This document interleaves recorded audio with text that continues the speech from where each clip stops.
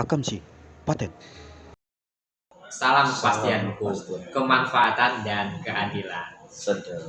Pada kesempatan ini kawan-kawan, saya kehadiran pegiat jurnalistik yaitu Bang Yudi Kisworo. Apa kabar Bang?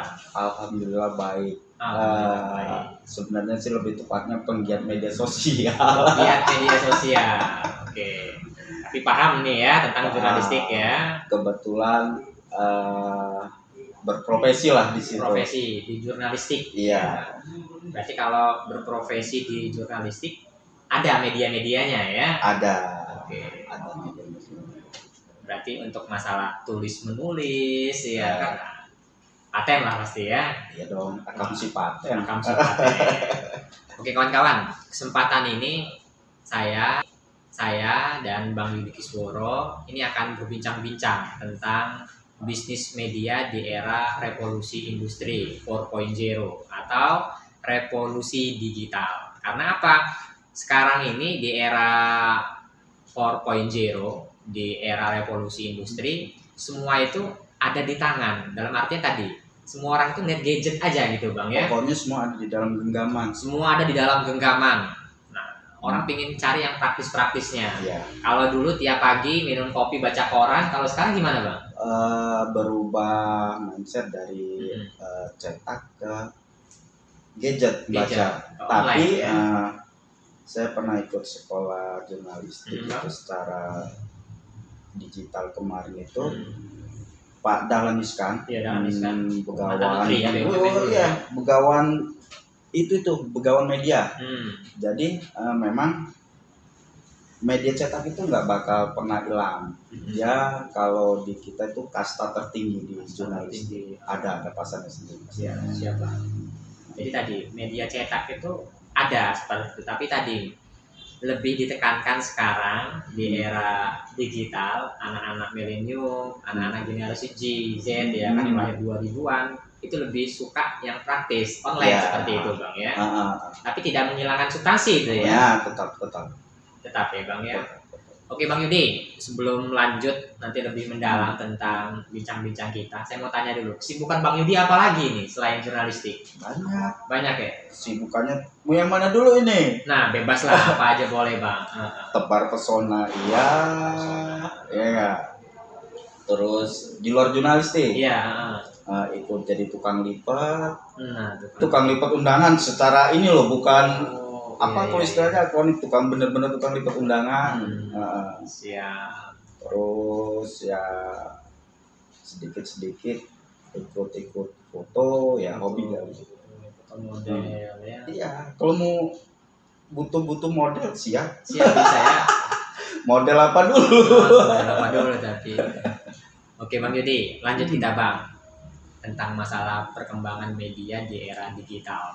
Kalau Bang Yudi melihat sekarang ini, saat ini, bagaimana Bang perkembangan industri media atau media online di era sekarang nih Bang? Nah, ini menarik nih. Ya. Menarik karena persaingannya cukup besar. Kayak media lokal pun sekarang semakin banyak. Menjamur ya? Oh, menjamur. Jadi tinggal sekarang cara pengemasannya. Sama aja kayak apa ya, toko pakaian. Ya, toko pakaian itu banyak. Cuma tinggal bagaimana packagingnya. Pengemasan, terus strategi masarnya seperti apa. Satu lagi nih yang unik kalau di jurnalistik ini, orang sama aja kayak kita. Saya beranalogi kayak laki-laki ngeliat perempuan. Ya. Kalau dia tampilannya cantik, otomatis orang tertarik dong. Terus lah Jadi itu perkembangannya. Jadi tinggal bagaimana dari media tersebut ya, dari jurnalis tersebut bisa mengemasnya seperti itu. Terus media ini arahnya kemana, larinya kemana? Ada juga gitu lari ada kemana? dong. Kayak Jelasin, Bang. Nah ini gua sedikit beriklan nih. Siap, Bang. Seperti gua kebetulan diajak sama kamu untuk buat media online nih. Seperti Lensa Hukum. Kebetulan situ ya berarti. Iya. Ini berarti ya. Jadi ini salah satunya. Jadi kan menarik kenapa kita ngambil Lensa Hukum. Kebetulan salah satu pendirinya juga bergerak di apa namanya bidang hukum, terus punya LBH, kebetulan dia juga advokat. Iya. Kenapa nggak kita arahin media ini ke arah hukum sih, untuk pengetahuan hukum? Karena kan Masih ya. banyak ya, bukan orang-orang di kampung atau ini kaum milenial pun banyak kurang tahu tentang hukum. Iya. Kenapa nggak kita selipin edukasi mengenai hukum di situ? Siap. Nah, kalau nggak salah Pak Bram juga pernah kan berapa kali buat tulisan ya di media saya. Iya, siap. Nah, itu perlu digali lagi tuh. Siap, Bang. Karena kan waktu itu berapa kali kita ngadepin semacam, bukan kasus ya kalau Iya. kita ngomong apa ya, kalau bukan kasus itu menghadapi Informasi. suatu masalah informasi. Iya. Nah kan kita berapa kali nanya bagaimana sih sikapnya di mata hukum seperti apa. Nah itu kita ngasih edukasi dengan harapan ke depan itu masyarakat bisa melek hukum lah, tahu tentang hukum, oh mana yang benar, mana yang salah gitu. Oke, mantap Bang. Jadi dengan adanya media digital, media online atau berita online, ini mempercepat informasi Bang ya. Lebih cepat banget. Begitu lo ngeliat masalah, ngeliat suatu informasi bisa langsung share, tapi di tempatnya. Karena kan tahu sendiri dong sekarang apa UU ITE ya, lebih paham itu, yang bisa ngejerat. Tapi kan kalau melalui media jurnalistik artinya kita ada ruang untuk dilindungi secara hukum karena kredibilitasnya tadi. Yang penting tadi berdasarkan fakta-fakta yang ada. Fakta, karena wartawan ini sama kayak pengacara, sama benar. Ketika kita memilih profesi kita sebagai jurnalis atau pengacara, sebenarnya kita berdiri di antara chaos dan keadilan. Nah, itu untungnya. Siap Bang. Jadi satu lagi nih, kenapa gue lebih suka milih jadi jurnalis, profesi gue atau kayak lu sendiri lah. Selalu nemuin hal yang baru, nggak stagnan dong di satu tempat. Jadi tadi buka wawasan, informasi baru, bertemu dengan orang-orang baru. Bertemu dengan orang baru, selalu belajar dengan hal-hal baru. Cewek-cewek juga pasti ya. Cewek-cewek itu bonus dong. Bonus ya. Pasti tahu dengan Bang Isworo. Perkembangan media saat ini bagaimana? Tadi Abang sudah jelaskan ya kan, sangat pesat seperti itu perkembangannya. Pesat banget. Nah, masuk Bang kita ke substansinya nih, poinnya. Setiap media, setiap berita seperti itu harus ada yang disajikan. Iya, benar. Gitu. Nah, tentang masalah penulisan nih yang mau saya tanyakan Bang. Standarnya gimana Bang penulisan itu Bang? Penulisan itu kalau yang standar sih yang memenuhi 5W1 halaman. 5W1. Nah tapi terlepas dari itu kaidah-kaidah lama sebenarnya di saat kita waktu itu bermain di cetak. Karena kalau cetak ini kita ketahui ada space terbatas. Nah kita harus menghemat tulisan yang semuanya harus terisi terangkum dalam satu kolom ini.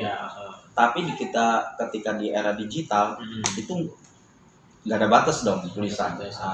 Tapi harus memenuhi tadi kebutuhan unsur-unsur 5W1H tadi.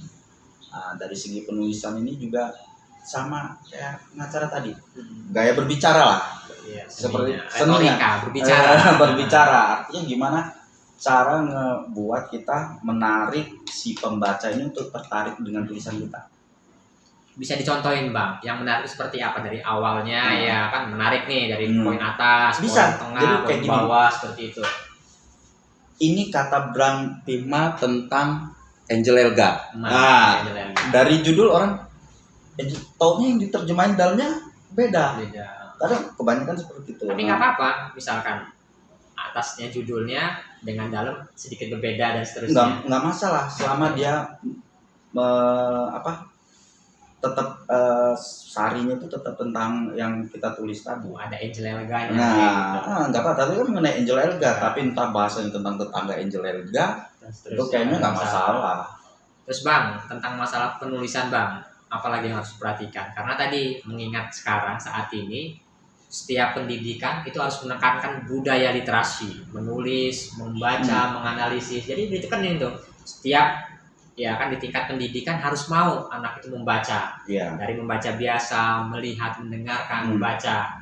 Terus tadi dari apa yang kita sampaikan ngobrol-ngobrol seperti ini, ada yang ditulis, ada poinnya kayak ada gitu. poinnya. Terus menganalisa yang terakhir. Menganalisa ini artinya tadi mempertanyakan, dalam artian tadi melihat benar nggak sih yang disampaikan Bang Budi, Bram kayak gitu. Apa cuap-cuap aja. Iya. Orang lihat seperti itu. Ada. Jadi gini, sebenarnya jurnalis ini dilatih sama kayak bahasa Indonesia, harus penempatan kata-kata, kalimat, titik, koma itu harus benar-benar. Nggak ada pengulangan kalimat. Jadi dalam satu kalimat itu nggak boleh ada pengulangan kata. Kalau ada paragraf pertama, paragraf kedua, tiga nggak boleh lagi. Nggak boleh. Itu hukumnya nggak boleh kita. Nah ini Bang, ini sumber informasi Bang. Jadi kadang-kadang ada orang muter-muter ya kan, paragraf satu diomongin, dua diomongin lagi. Dikatakannya di mananya, nah itu sebenarnya nggak boleh, cukup sekali. Karena kan kita harus jelas, padat, jelas. Nah, ringkas. Tapi memenuhi dengan kebenarannya, jangan karena kan kayak kita di jurnalistik ini ada produk tulisan. Pertama opini. Kita dibolehkan beropini. Iya. Beropini artinya gini, ketika seorang jurnalis memandang suatu masalah melalui sudut pandang dia, boleh dong. Karena kan dia tidak tendensius atau memojokkan, netral lah ya. Netral. Berimbang berdasarkan sudut pandang. Kayak Bram nih. Melihat saya berdasarkan sudut pandang Bram seperti apa. Ada opini. Tapi berdasarkan data-data yang valid ya. Data yang valid dong, jangan ngarang. Nggak boleh. Nggak boleh. Harus ada yang megang gitu. Harus ada data yang kita pegang. Jadi ketika saya beropini pun, saya memegang data, memegang fakta-fakta di lapangan. Jadi ketika berkaitan dengan hukum, saya pegang dong. Nah ini fakta yang temuan saya di lapangan. Nah ini berdasarkan opini saya, namanya orang beropini. Situ kalau nggak terima ya boleh jawab melalui opini juga kan. Jadi enak kaum jurnalis ini kaum intelektual yang merdeka. Secara pemikiran. Secara pemikiran ya. Tapi gitu. Isi dompetnya nggak merdeka tuh. Nah ini kawan-kawan ya kan yang tolong diperhatikan. Dimintain pendapatnya, opininya sebagai narasumber, nah seperti lah ya kan. Jangan diem aja. Oke Bang. Pengalaman Abang Bang sebagai jurnalis Bang sudah memuat apa Bang? Dalam artian di sini ada hal-hal yang memang pernah membuat guncang bumi ini enggak? Waduh, ini dia nih. Salah ya. Waktu itu masalah sengketa lahan. Terus di awal dulu saya pernah tentang pencemaran lingkungan Medco etanol. Itu sempat rame, sempat berkali-kali. Terus terakhir yang buat saya untuk berhenti di jurnalis kriminal, sempat vakum karena kan memang benar nggak ada berita senilai nyawa, nggak ada itu. Jadi saya pernah waktu itu perang antar kampung kalau nggak salah. Terus ada yang korban dulu pernah ada kepala desa yang dibunuh oleh warganya. Nah dari situ pengalaman itu ngajarin saya itu tadi, benar nggak ada berita seharga nyawa. Jadi saya mulai off karena berpikir kalau ada apa-apa dengan saya siapa seperti apa. Sedangkan kalau di perusahaan dulu cuma paling ucapannya turut berduka cita. Itu aja paling itu aja. Jadi suka dupanya banyak Bang. Banyak jurnalis ya. Yes, tapi nyawa juga ditaruhkan. Nyawa ditaruhin sama kayak pengacara. Padahal kita sebenarnya berjalan di profesi kita, tapi kadang itu tadi untuk wawasan orang itu kan beragam. Enggak semua menerima informasi apa yang disampaikan. Kadang informasi itu dijadikan hal pribadi sama dia. Nah itu yang kita jaga sekarang. Terus Bang, saya pingin dengar kata-kata Abang. Kadang-kadang ada istilah-istilah ya kan, senggol bacok, musik-musik gua dan seterusnya, atau emosian seperti itu Bang. Abang sebagai jurnalis Bang, gimana cara ngontrol diri Abang sendiri? Atau misalkan ketemu orang, pas Abang ngobrol-ngobrol, dia nggak terima, marah-marah sama Abang kayak gitu kan, senggol-senggol, terus gimana tuh? Jadi biar gini, nyikapinya yang bagus itu Bang. Jadi gini, itu tadi seninya kita berprofesi tadi. Iya. Ketika kita bertemu dengan orang-orang yang baru, tentu kita paham dong karakteristik orang ini seperti apa, gimana cara biar dia tidak tersinggung. Pada intinya cara penyampaian itu pasti ada trik-triknya.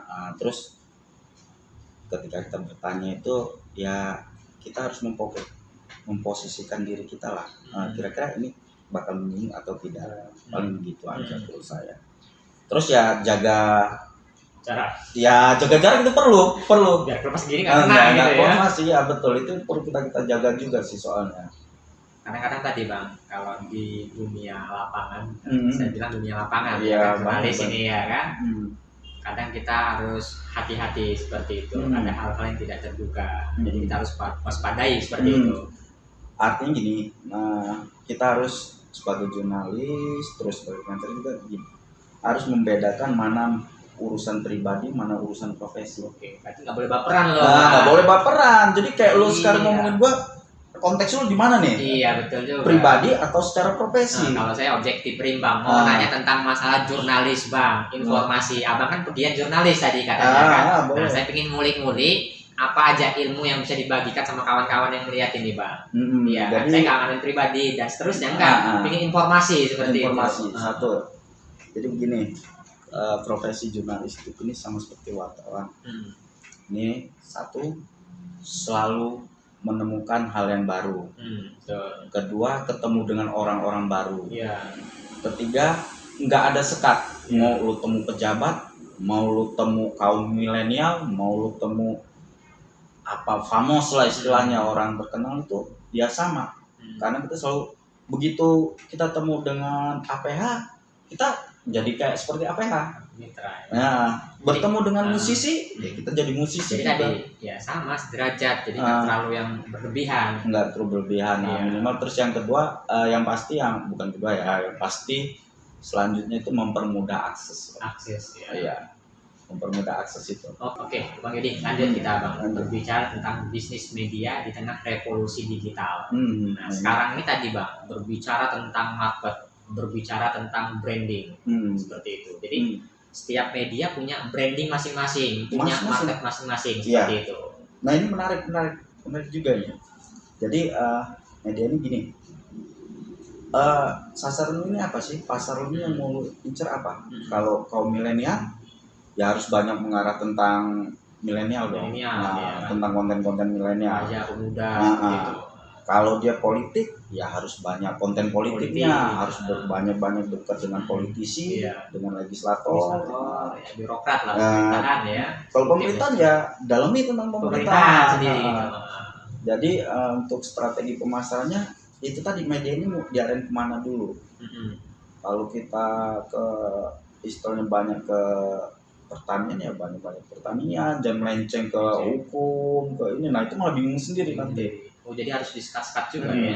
Iya disekat-sekat juga. Bahkan kalau media-media yang udah besar, yang profesional itu, wartawan itu dibagi sistem kerjanya. Enggak, artinya ketika lo di kriminal, urusan lo berita kriminal aja. Karena ketika lo di kriminal diarahin ke politik, susah banget, kita adaptasinya lama. Jadi setiap jurnalis atau wartawan punya spek masing-masing. Kalau Bang Yudi speknya apa ini? Nah ini dia, kalau spek gua sih campur-campur apa? Sebenarnya spek gua buat mama. Mama inilah yang repot ini Bang. Jadi itu Bang ya, ada spek masing-masing ya. Spek masing-masing. Artinya apa ya? Untuk kalau media lu mau naik itu ratingnya naik, terus sekarang kan berdasarkan sistem Alexa ya, kalau nggak salah ya, digital itu untuk menarik pasar ini makanya harus ada strategi sendiri. Jadi terus dia harus ada jam tayang nih. Kita untuk tayang itu ada waktu-waktu yang ini. Berarti ada waktu-waktunya. Ada waktu-waktu. Nggak sembarangan ya.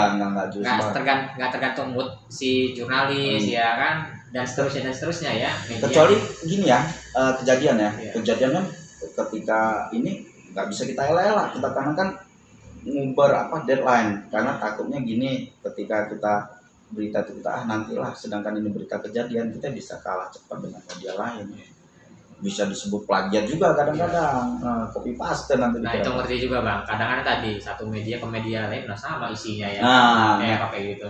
Itu perlu kejelian jurnalis sendiri.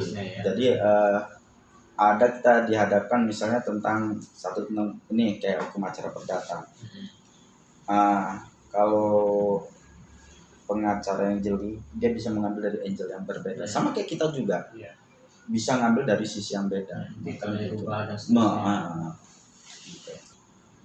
peningkatannya grafiknya pesat atau tidak, Bang? Sangat-sangat pesat, Iya. sangat-sangat pesat. Saya terakhir ya bukan meninggalkan dunia jurnalistik ya, vakum. Iya. Vakum di 2013, begitu kembali lagi itu di sekitar 2017 atau 2018. Itu sangat-sangat banyak pelaku jurnalis, banyak sangat-sangat orang baru, ya. banyak orang-orang baru, banyak orang-orang muda dengan wawasan baru, dengan ya pemikiran-pemikiran baru lah. Nah itu yang kata saya menarik menjadi jurnalis atau pengacara itu. Tapi abang selalu upgrade ilmu ya? Ya harus dong, kalau baru nggak ya. kalau nggak ketinggalan jam. Ketinggalan kita. Kita kayak bahasa-bahasanya selalu ada yang baru kan. Yang baru. Ya, Ya. contohnya kayak gini lah, penampilan Oh, juga iya harus sih. upgrade juga dong, dan ketinggalan. Betul. Harus kekinian juga. Harus kekinian juga. Sekarang lu kalau pakai gaya-gaya lama ketemu orang juga malas. Males, betul. Harus ngikutin style lah. Iya, style dong. Betul, betul. Ya.